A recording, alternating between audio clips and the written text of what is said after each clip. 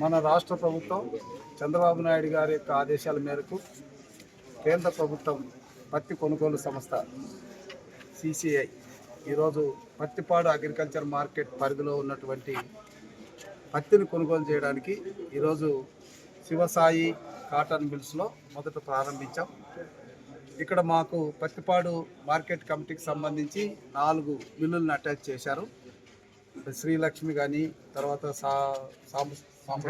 సహజానంద, శ్రీలక్ష్మి, మరి తర్వాత సాంబశివ, ఈ 4 మిల్లులు కూడా ఇక్కడ మాకు కేటాయించడం జరిగింది.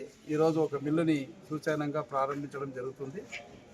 ఇక్కడ ఇప్పుడున్న ప్రజెంట్ సిచ్యువేషన్స్లో లాస్ట్ టైంకి ఇప్పటికీ దాదాపుగా 520 రూపాయలు రేటు పెంచడం జరిగింది. లాస్ట్ టైం 7,521 ఉంటే ఈసారి 8,110 రూపాయలు ఈ ప్రాంతంలో పండే పంటకు ఆ రేటు ఎంఎస్పి ఇవ్వడం అనేటువంటిది జరిగింది. సో దీనికి విశేషంగా కృషి చేసినటువంటి చంద్రబాబు నాయుడు గారికి రైతుల తరఫున ప్రత్యేకమైనటువంటి నమస్కారాలు తెలియజేస్తున్నాం.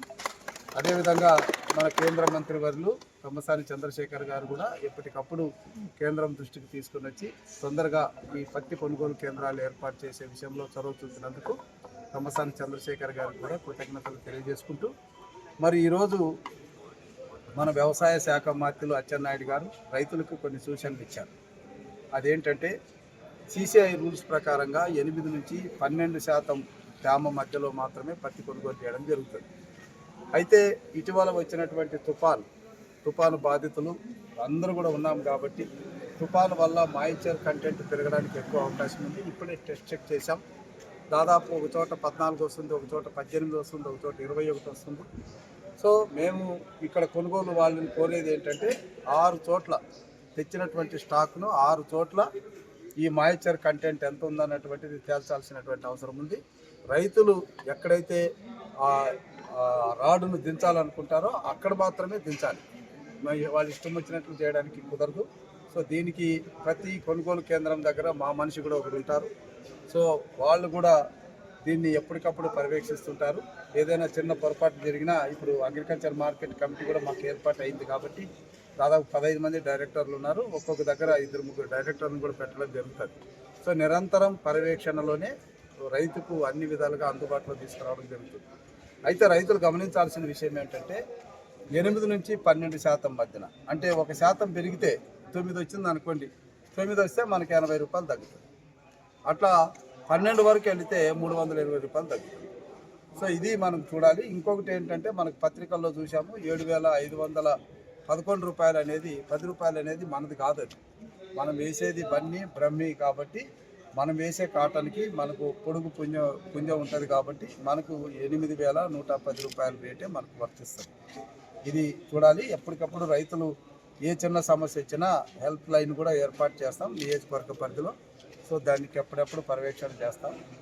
ఈ పత్తి కొనుగోలు విషయంలో గతంలో కొన్ని ఇబ్బందులు ఎదురయ్యాయి.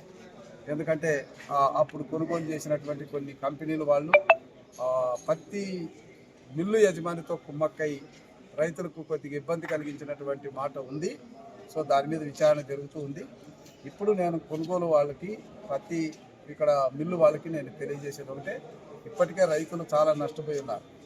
ఈసారి పత్తి పంట వచ్చిందంటే 3 సార్లు తుఫాన్ని ఎదుర్కొని భారీ వర్షాలను ఎదుర్కొని ఈసారి ఆ పంట ఆ మాత్రం తీసుకురాగలిగారు. సో ఎక్కడో 12 క్వింటాలు రావాల్సిన చోట 6-7 క్వింటాలకు మించి వచ్చే పరిస్థితి కనబడదు. ఇవన్నీ దృష్టిలో పెట్టుకునే ఎంఎస్పి రేట్ ఇవ్వడం జరిగింది. కాబట్టి కొనుగోలుదారులు కూడా కొంత ధారాళంగా ముందుకు రావాలి. అదేవిధంగా యజమానులు కూడా వారితో సహకరించాలి. మా క్యాడర్ కూడా ఎప్పటికప్పుడు పర్యవేక్షిస్తాము. రైతులందరూ నేను చివరి కోరేది ఉంటే మనకి ఎంఎస్పి 8,110 రూపాయలు వచ్చేంత వరకు పత్తిని కాస్త ఆరబెట్టి లూజ్గా తీసుకోరండి. మనం ఎక్కువ రాపిడ్ తీసుకొని వచ్చినట్లయితే దానికి తేమ వస్తుంది, ఆటోమేటిక్ చెమట వచ్చినప్పుడు తేమ కనబడుతుంది. అలా కాకుండా లూజ్గా తీసుకురండి, ప్లాస్టిక్ సంచుల్లో తీసుకురావద్దండి. ఈ కొన్ని సూచనలు పాటించినట్లయితే అందరికీ ఎంఎస్పి రావడం జరుగుతుంది.